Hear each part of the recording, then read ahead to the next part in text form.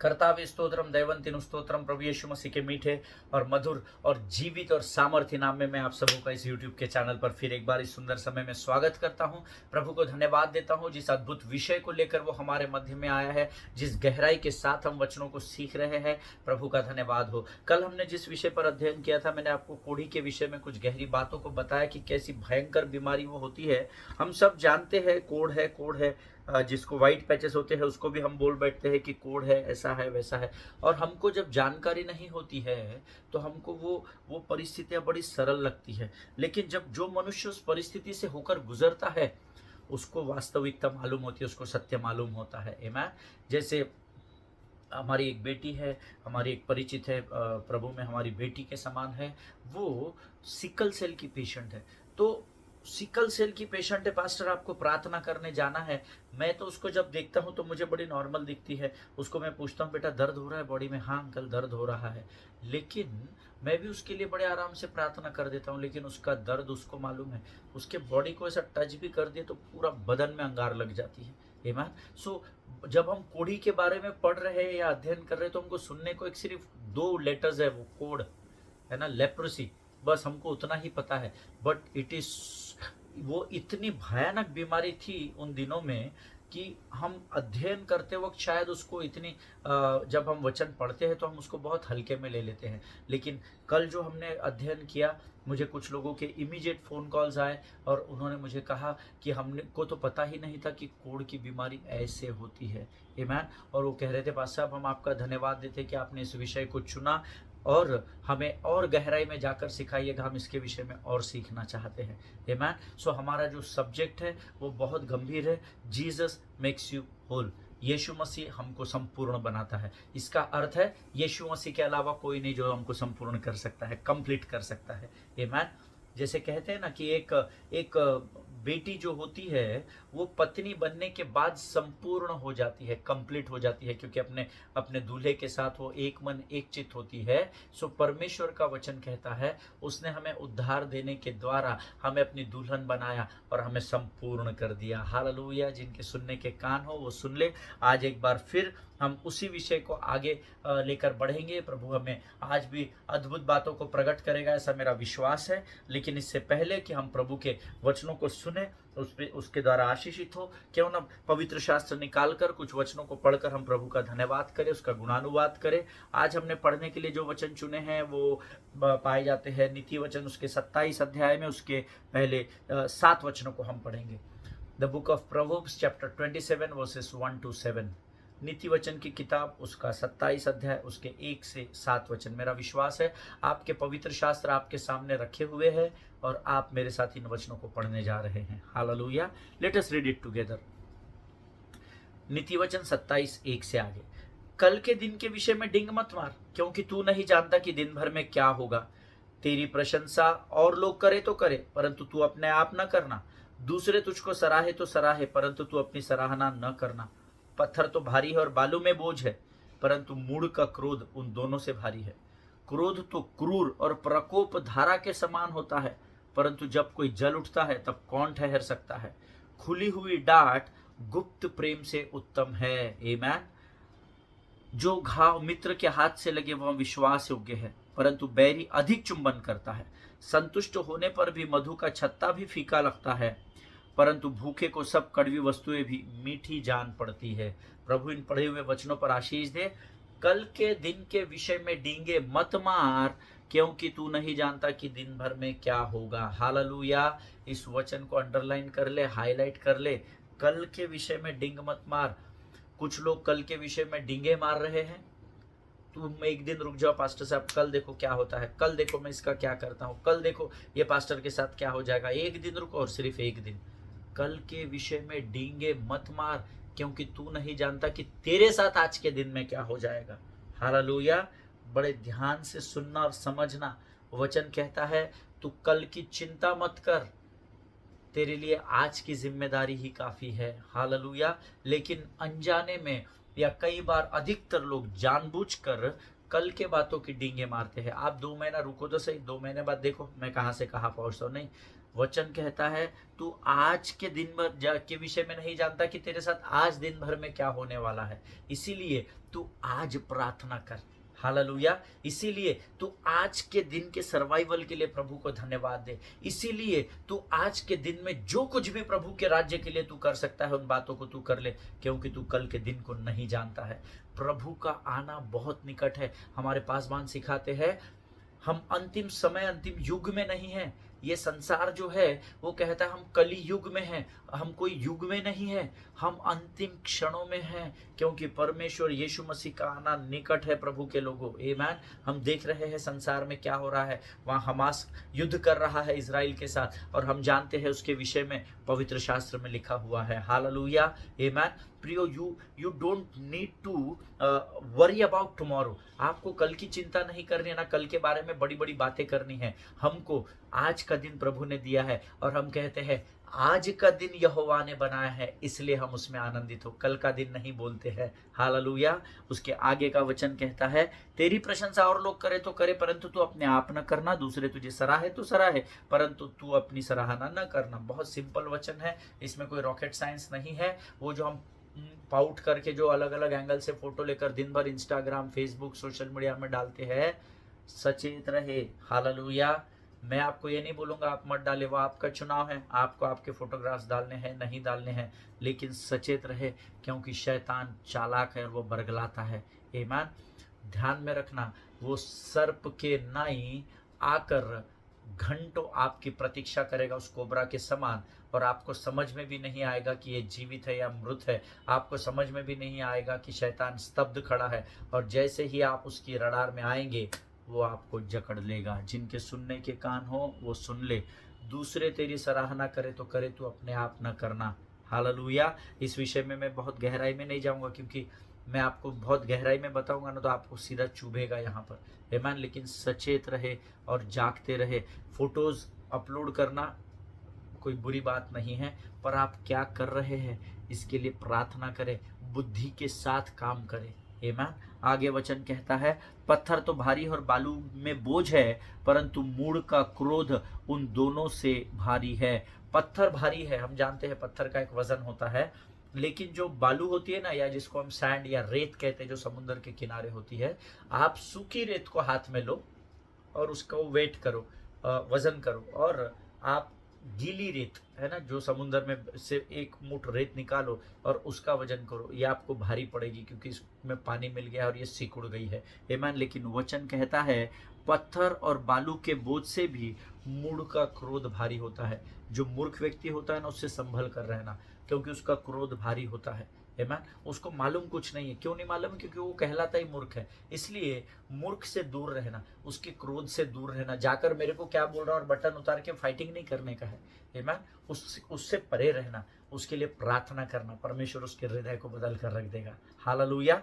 आगे वचन कहता है क्रोध तो क्रूर और प्रकोप धारा के समान होता है, परंतु जब कोई जल उठता है तब कौन ठहर सकता है। आमीन।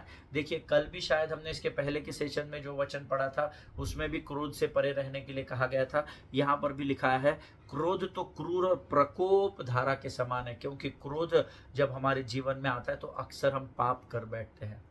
इसीलिए वचन में लिखा है क्रोध तो करो परंतु पाप न करो, इससे पहले कि सूरज ढल जाए तुम मेल मिलाप कर लो। हालेलुया। आमीन। क्योंकि अंधेरे में वो क्रोध पाप बन जाएगा, क्योंकि आप बिछौने पर पड़े पड़े जिस बात के लिए आप क्रोधित है उसमें विचार करने लगेंगे और वो पाप में बदल जाएगा, और आपके शब्दों के द्वारा आप पाप कर बैठेंगे। लेकिन याद रखिए, जो शब्द आप दूसरों के लिए बोलते चले जाएंगे वो आप ही के ऊपर आकर ठहरेंगे। आमीन। जिनके सुनने के कान हो वो सुन ले। खुली हुई डांट गुप्त प्रेम से उत्तम है। आमीन। इस वचन को अंडरलाइन करें, मेरे बाइबल में वेरी इंपॉर्टेंट वचन, खुली हुई डांट गुप्त प्रेम से उत्तम है। आमीन। हमेशा इस बात को याद रखना। अगर आप किसी व्यक्ति से प्रेम करते हैं, उसकी आपको चिंता है, तो एकांत में उसको डांटना, पब्लिकली नहीं डांटना, नहीं तो उसका इंसल्ट हो जाएगा। क्या पता वो आपसे नाराज हो जाए। आमीन। और क्या पता शायद वो आत्मा बैकस्लाइड हो जाए। हमने ऐसे सेवकाई में कई लोगों को देखा है जिसको पासबान ने बड़े बुरी तरीके से डांट दिया, बड़ा बुरा ट्रीटमेंट कर दिया, और वो व्यक्ति बैकस्लाइड हो गया, लेकिन पासबान ये भूल गया, उसके ऊपर न्याय आ गया उस काम के द्वारा। आमीन। ऐसा कई बार होता है, हम किसी को गुस्से में कुछ भी बोल देते हैं, है ना, कुछ भी पब्लिकली हम उसको इंसल्ट कर देते हैं, बिना सोचे समझे जाने कुछ भी बोल देते हैं, और फिर हमारा उसके प्रति जो बर्ताव है वो भी एकदम से बदल जाता है, क्योंकि पासवान है तो दिखावटी ज़्यादा होते हैं, तो फिर वो लोगों के सामने तो प्रेज द लॉर्ड करते हैं, लेकिन पीछे बुरी बातें करते हैं। सबकी बात मैं नहीं कर रहा, पर जिन जो सुन रहे हैं उनको प्रभु जरूर कायल कर रहा होगा। आमीन। गुप्त डांट, बाइबल में लिखा हुआ है खुली हुई डांट। खुली हुई डांट कैसे करनी है? खुली हुई डांट पब्लिक में नहीं करनी है, एकांत में बुलाइए, अपने सामने रखिए, उसको भले ही डांटिए। क्यों डांटिए? क्योंकि आप उससे प्रेम करते हैं, आप नहीं चाहते वो आत्मा नाश हो जाए, तो आप उसको डांट सकते हैं। लेकिन खुली हुई डांट गुप्त प्रेम से, आप किसी से प्रेम करते हैं और उसको दिखाते नहीं है, आप एक्सप्रेस नहीं करते हैं। अपने यीशु मसीह ने अपने प्रेम को एक्सप्रेस किया। कैसे किया? उसने अपना इकलौता पुत्र कलवरी पर दे दिया, ताकि जो कोई भी उस पर विश्वास करे वो नाश ना हो परंतु अनंत जीवन पाए। आमीन। He expressed his love on that Calvary. आमीन। उसने अपने प्रेम को प्रकट किया। लेकिन वचन कहता है गुप्त प्रेम किसी काम का नहीं है।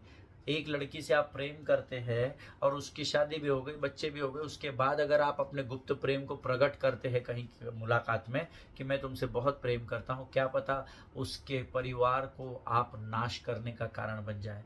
आमीन। लेकिन वचन कहता है खुली हुई डांट, आप जिससे प्रेम करते हैं ना, आप उसी को डांटते हैं। आमीन। उसको आप सुधारने की कोशिश करते हैं, लेकिन एकांत में डांटिएगा। आमीन। ताकि उसको बुरा न लगे। क्या पता आपकी बुद्धि उसके बुद्धि से मेल न खाती हो, है ना। अगर आप इसको डांट दे तो ये समझ न पाए और ये बैकस्लाइड हो जाए। इसीलिए सोच समझ कर किसी से भी व्यवहार करना सीखे। आमीन। आगे वचन कहता है जो घाव मित्र के हाथ से लगे वह विश्वास योग्य है, परंतु बैरी अधिक चुंबन करता है। हालेलुया। आमीन। जो बहुत प्रेम मीठी मीठी बातें करने आता है ना, उससे सचेत रहना। आमीन। कई बार शत्रु हमें बरगला देता है। हालेलुया। आगे वचन कहता है संतुष्ट होने पर मधु का छत्ता भी फीका लगता है, परंतु भूखे को सब कड़वी वस्तुएं भी मीठी जान पड़ती है। ये हम सब जानते हैं। जब आप संतुष्ट हो तो आपको कोई एक हनी भी ला कर दे, मधु भी ला कर दे, तो वचन कहता है कि वो भी आपको फीका लगेगा। क्यों? क्योंकि आप संतुष्ट हैं। और इसीलिए पौलुस वचन में लिखता है मैंने हर दशा में संतुष्ट रहना सीख लिया है। हालेलुया।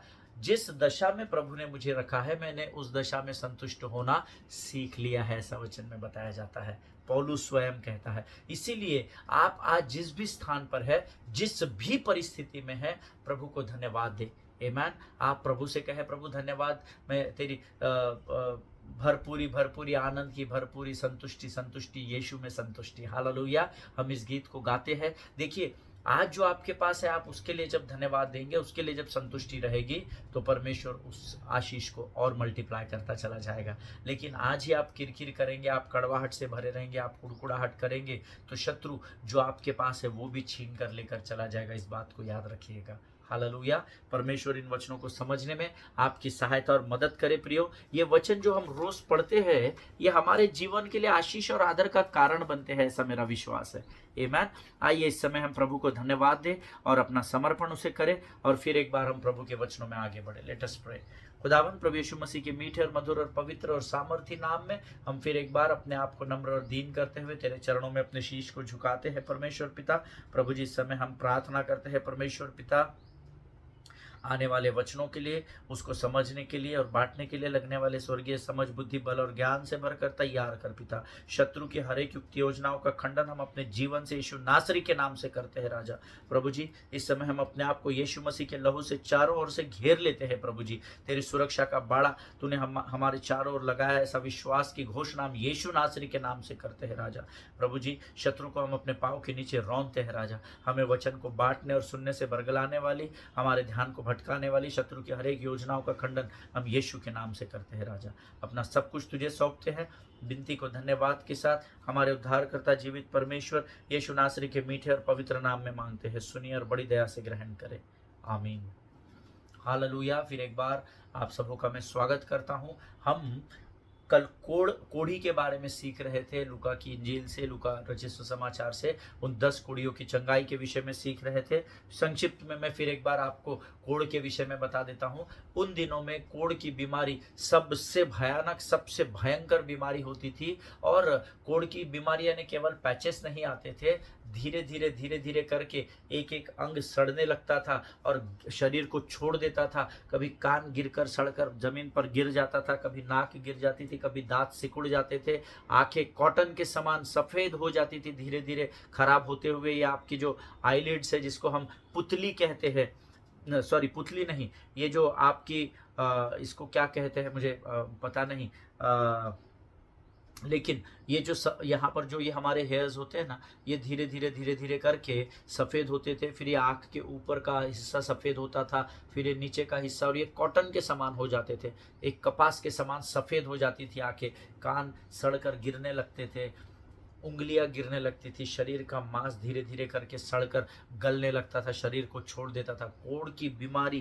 भयंकर भयंकर भयंकर बीमारी थी। उसमें आपको कलीसिया में जाने की अनुमति नहीं, परिवार में रहने की अनुमति नहीं, लोगों से मिलने की अनुमति नहीं, बाजार में जाने की अनुमति नहीं, मार्केट में घूमने की अनुमति नहीं। आपको संसार से अलग कर दिया जाता था, शहर पनाह के बाहर रखा जाता था आप लोगों को। शहर पनाह, उस जो गेट, उस शहर की जो दीवारें होती थी, उसका जो गेट होता था या गेट्स होते थे, वहाँ पर आपको रखा जाता था। आपको पब्लिक में आने की अनुमति नहीं थी, क्योंकि जब आप किसी को छूते थे तो ये बीमारी फैलने लगती थी। ये छूने वाली बीमारी थी। हालेलुया, आमीन। कोढ़ की बीमारी is like total hopeless life. ये जो कोढ़ की बीमारी होती थी, ये आशा रहित जीवन था। मृत्यु तो 100% आती थी कोढ़ की बीमारी के बाद, लेकिन अकस्मात या एकदम से नहीं आती थी। कोढ़ की मृत्यु धीरे धीरे आपको खोखला करती थी और फिर आपको अपने चपेट में लेती थी। भयंकर बीमारी। मेरा जितना अध्ययन है, मेरे कैलकुलेशन के अनुसार उन दिनों की ये सबसे भयानक बीमारी थी। आमीन। ये लोगों को जिनको कोढ़ होता था, इनको अपने घर पर इनवाइट नहीं कोई करता था। No celebration, no birthday, no किसी भी प्रकार के उत्सव में इनको जाने की अनुमति नहीं थी। अगर मैरिड है तो बच्चों से मिलना जुलना बंद, परिवार वालों से मिलना जुलना बंद, ह्यूमन टच की परमिशन भी नहीं थी, आप किसी के शरीर को छू भी नहीं सकते थे। इतनी भयानक बीमारी। आमीन। लिटरली मैं इसको जब अध्ययन कर रहा था तो ये ज़ॉम्बी क्रिएचर होता है ना, हम सब जानते हैं ज़ॉम्बी होते हैं ना, जो हमने मूवीज देखी है, भूत प्रेत की मूवी देखी है ना, बहुत सारी हॉलीवुड ज़्यादा इन मूवीज को बनाता है। ज़ॉम्बी टाइप का ये कैरेक्टर होता था, आमीन, जो ज़्यादातर रात के समय में कार्य करते थे। आमीन। लेकिन इनको अंदर आने की अनुमति नहीं थी, शहर पनाह के अंदर ये लोग नहीं आ सकते थे, क्योंकि छूत की बीमारी थी। और ज़ॉम्बी की मूवीज़ अगर आपने देखी है तो आप जानते हैं, जब ज़ॉम्बीज आते हैं तो लोग भागने लगते हैं। ज़ॉम्बी क्या करते थे, ये भूत प्रेत वाले क्रिएचर्स क्या करते थे, लोगों को पकड़ लेते थे। जैसे ही उसको पकड़ता है तो उसको भी वो बीमारी से ग्रसित हो जाता था। So it was almost zombie like creature, है ना। ये ज़ॉम्बी के समान थे, भूत प्रेत के समान थे। ये कोढ़ की बीमारी कैसे शुरू होती थी? एक छोटे से स्पेक के द्वारा, या जिसको हम कहते हैं एक छोटा सा धब्बा, कहीं पर भी शरीर में किधर भी एक छोटा सा धब्बा, इस छोटे से धब्बे के द्वारा ये कोढ़ की बीमारी धीरे धीरे करके पूरे शरीर को जकड़ लेती थी। लेकिन मृत्यु एकदम नहीं आती थी, धीरे धीरे एक एक भाग सड़ने लगता था। कभी एक उंगली गिर गई, कभी ये मांस सड़ के गिर गया, कभी शोल्डर के यहाँ का स्किन पूरा सड़कर गिर जाता था, कान गिर जाते थे। भयानक बीमारी थी, भयानक बीमारी। आमीन। एंड देन एक छोटे से स्पेक से या छोटे से धब्बे से शुरू होकर then it spread slowly and steadily all over body. फिर ये धब्बा धीरे धीरे करके पूरे शरीर को जकड़ लेता था। आमीन। और फिर बॉडी गलना शुरू हो जाता था। आमीन।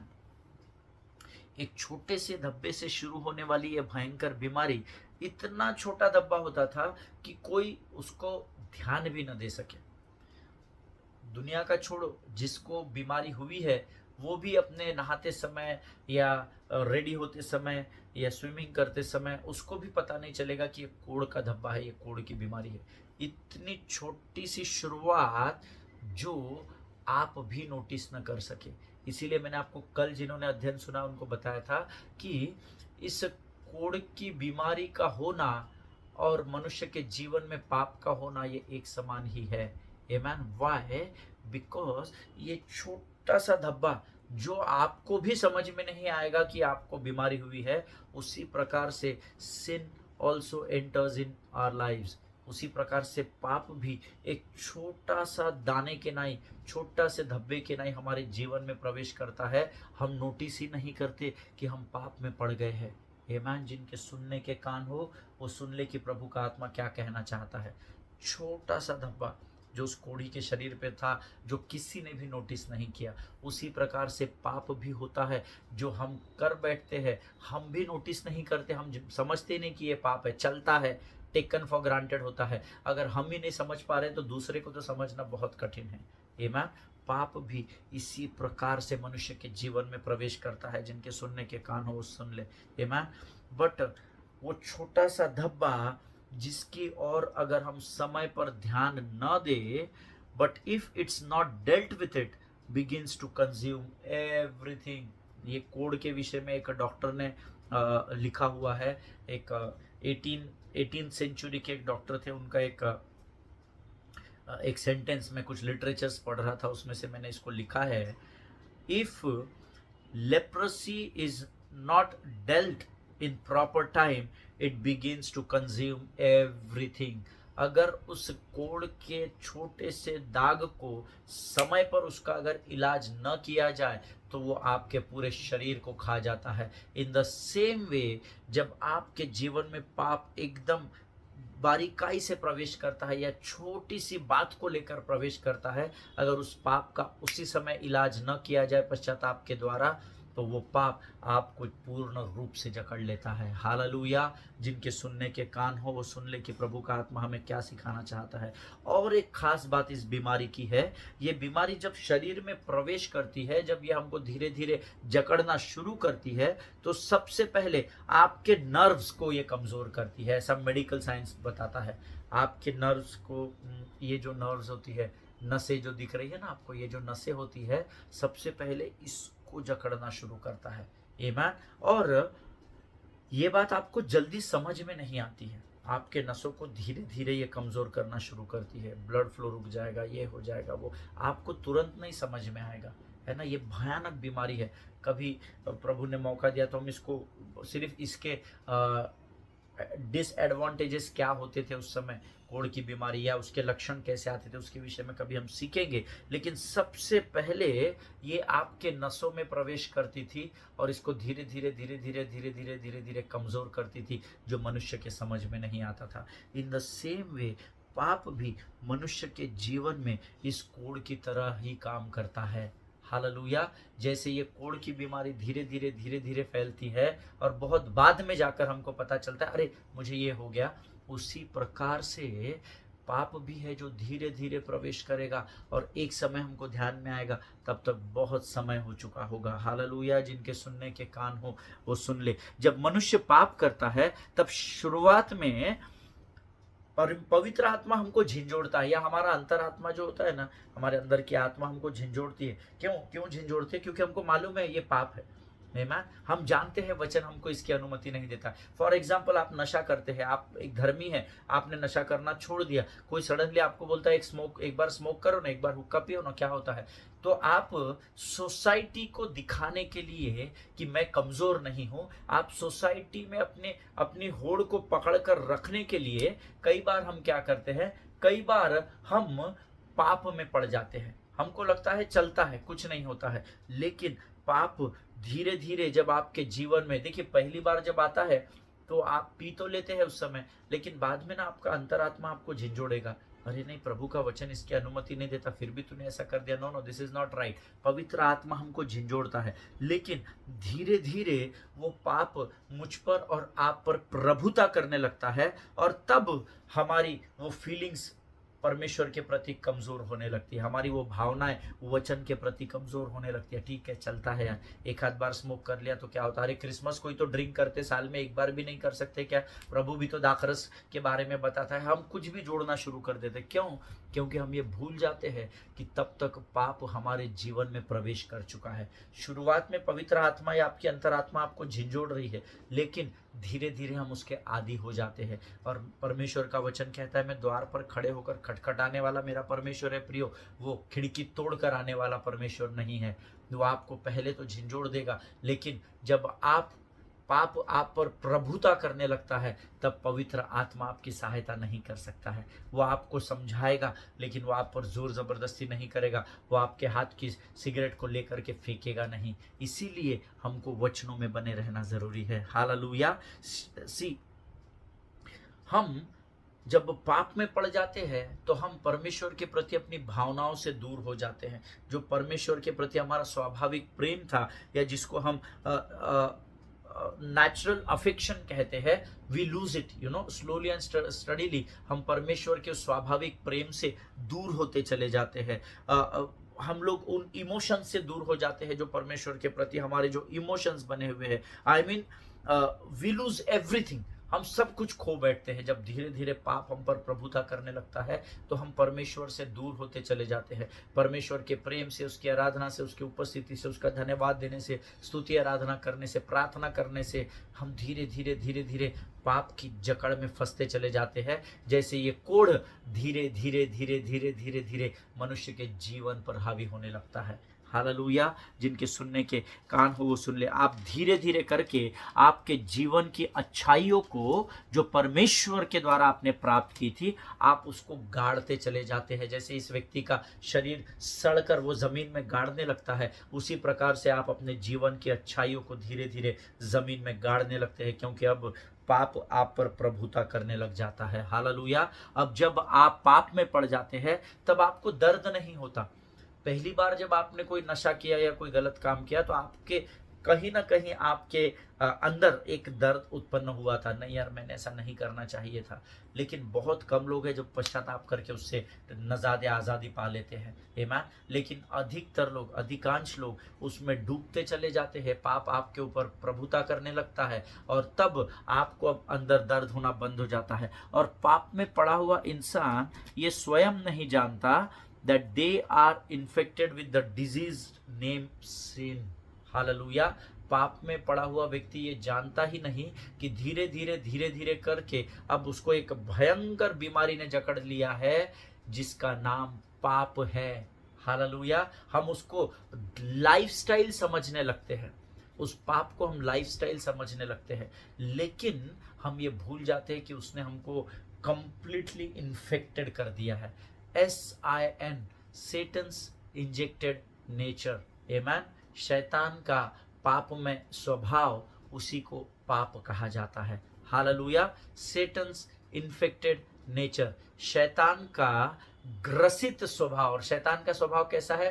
पाप का स्वभाव। तो हमको ये समझ में नहीं आता कि पाप की भयानक बीमारी से हम कब ग्रसित हो गए। Amen. And some people, they would die from infection because they can't even feel anymore. और कई लोग उस पाप में पड़े पड़े इतने अंदर तक उनकी जड़ें धस जाती है कि मृत्यु उन्हें जकड़ लेता है। उनको समझ में नहीं आता है, और जब तक समझते हैं तब तक बहुत समय हो चुका होता है। इसीलिए उस एक डॉक्टर के आर्टिकल को मैं पढ़ रहा था, उन्होंने कहा जैसे ही उन दिनों में दाग आता था तो उसका अगर इलाज न किया जाए तो वो बड़ी भयानक रीति से फैल जाता था, फिर उसका कोई इलाज नहीं था। पाप का अगर सही समय पर इलाज न किया जाए तो वो आपको इतना बुरी तरीके से जकड़ लेगा कि आपको मृत्यु का सामना करना पड़ेगा। हालेलुया। जिनके सुनने के कान हो वो सुन ले। अब थोड़ा सा इमेजिन करना, ये 10 कोढ़ी जिनके हालात बहुत ही खराब थे, क्योंकि धीरे धीरे करके शरीर का एक एक अंग सड़ रहा था। वो जो टूट जाता था, शरीर का अंग सड़ जाता था, उसको गड्ढा खोद कर उसमें मिट्टी में गाड़ कर उस पर मिट्टी डाल देते थे, और धीरे धीरे करके उनके शरीर के अंग उनसे दूर हो रहे थे। लेकिन वचन कहता है कि अब वो यहाँ इस अध्ययन के अनुसार यीशु के पास आए हैं। हालेलुया। और देखिए, ये पास में नहीं थे। क्यों? क्योंकि इनको पास में आने की अनुमति नहीं थी। ठीक है। लेकिन एक और कोढ़ का व्यक्ति है जिसने यीशु के पास आकर उसके सामने प्रणाम किया और उससे गुहार लगाई कि वो उसे चंगा करे। लेकिन ये जो 10 कोढ़ी थे ये कहीं दूर खड़े थे, आमेन। और दूर से खड़े होकर उन्होंने ऊंचे शब्द से पुकारा। आमेन। अब यहाँ पर ये 10 लोग जो है वो यीशु के पास आए हैं। I don't know from where they heard about Jesus. मुझे नहीं पता कि उन्होंने यीशु के बारे में कहाँ से सुना होगा, क्योंकि पब्लिक रिलेशन तो इनका था ही नहीं, पीआर था ही नहीं, ये लोगों में आ ही नहीं सकते थे। तो मुझे नहीं पता इनको कहाँ से कैसे पता चला, उसके बारे में पवित्र शास्त्र मेंशन नहीं करता है कि कहाँ से उन्होंने यीशु के बारे में सुना। We were not told in the Bible what they heard. और हमको ये भी नहीं बताया गया है पवित्र शास्त्र में कि उन्होंने क्या सुना, किन से सुना, किसने उनको यीशु का सुसमाचार बताया, हमको नहीं पता। या उन्होंने यीशु के बारे में क्या सुना है, ये भी हमको पवित्र शास्त्र में नहीं लिखा गया है। हो सकता है उन्होंने उस कोढ़ी के बारे में सुना होगा जिसको यीशु ने चंगा किया था। आमीन। एक और कोढ़ी था जिसको यीशु ने चंगा किया था, हम उन वचनों को भी अभी पढ़ेंगे। लेकिन हो सकता है, मेरा अध्ययन ऐसा कहता है, उस कोढ़ी के बारे में किसी ने इनके पास उस शहर पनाह के दरवाजे से जाते हुए बोला होगा, अरे प्रार्थना करो, एक मसीहा आया है जिसका नाम यीशु नासरी है, पिछले दिनों में उसने एक कोढ़ी को चंगा कर दिया था। बरा हो सकता है आप परमेश्वर की योजना रहेगी यहोवा की, तो आपको भी चंगा कर, हो सकता है ये टेस्टिमनी शायद उन्होंने कभी सुनी हो। आमीन। और जिस कोढ़ी को उन्होंने प्रभु ने चंगा किया था, उसका उल्लेख मत्ती की किताब उसके 8वें अध्याय के पहले 3 वचनों में लिखा है। The gospel of Matthew chapter 8 versus 1, 2 and 3। और हम सब मिलकर इन वचनों को पढ़ेंगे। When he was came down from the mountain, great multitudes followed him, and behold, there came a leper and worshipped him, saying, I will be, just a second, I will be thou clean. And immediately his leprosy was cleansed. Hallelujah. Amen. फिर से एक बार मैं हिंदी में पढ़ूंगा इन वचनों को, मेरे साथ फिर एक बार पढ़िएगा। मत्ती 8, 1, 2 और 3। जब वह उस पहाड़ से उतरा तो एक बड़ी भीड़ उसके पीछे हो ली, और देखो, एक कोढ़ी ने पास आकर उसे प्रणाम किया और कहा, हे प्रभु, यदि तू चाहे तो मुझे शुद्ध कर सकता है। यीशु ने हाथ बढ़ाकर उसे छुआ और कहा, मैं चाहता हूं तू शुद्ध हो जा। और वह तुरंत कोढ़ से शुद्ध हो गया। 2 दिन बाद नहीं, 7 बार डुबकी लगाने के बाद नहीं, तुरंत कोढ़ से चंगा हो गया। Immediately he was healed from leprosy. आमीन।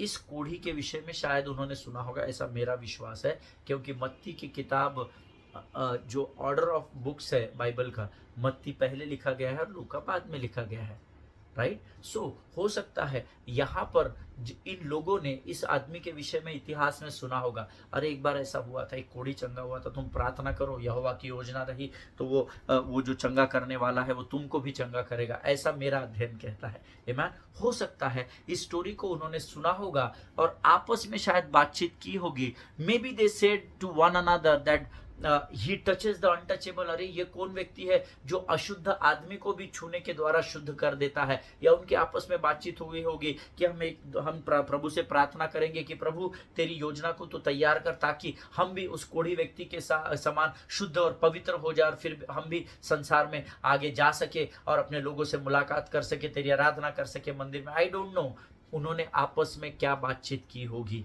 हालेलुया। आमीन।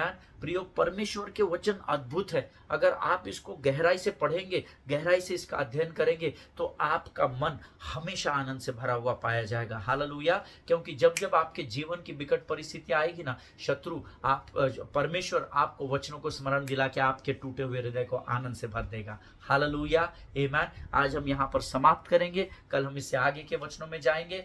प्रभु को धन्यवाद दें इन वचनों के लिए। मेरा विश्वास है आपने इन वचनों के द्वारा जरूर आशीष पाई होगी। आइए हम सब मिलकर एक मन एक चित्त होकर प्रभु को धन्यवाद के बलिदान चढ़ाए। Let us pray. खुदावंद प्रभु यीशु मसीह के मीठे और मधुर नाम के लिए धन्यवाद देते हैं राजा, वो नाम जो सारे नामों से ऊंचा है, जिसके द्वारा हम तेरे तक पहुंच सकते हैं। प्रभु हम धन्यवाद देते हैं प्रभु जी। परमेश्वर पिता, आज के इस अद्भुत प्रकाशन के लिए, इन बातों के लिए हम तुझे धन्यवाद देते हैं। जितनों ने सुना उन्हें आशीष दे, और ये वचन जो हम सुनते हैं राजा, हमारे जीवन के अंत तक हमारे स्मरण में बने रहे, से सामर्थ और बुद्धि और समझ से भरकर तैयार कर।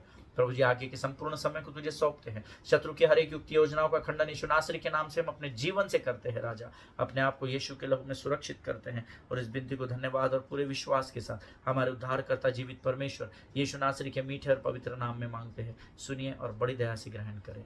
आमीन। हालेलुया। परमेश्वर आप सबों को बड़ी बरकत और बड़ी आशीष दे। एक दूसरे के लिए प्रार्थना करें, अपने पासवानों के लिए, उनके परिवारों के लिए जरूर प्रार्थना करें। इजराइल को जरूर अपनी प्रार्थनाओं में स्मरण रखें। हम अगले सेशन में फिर मिलेंगे, तब तक स्वस्थ रहे, सुरक्षित रहे। सभी को जय मसीह की। God bless you all.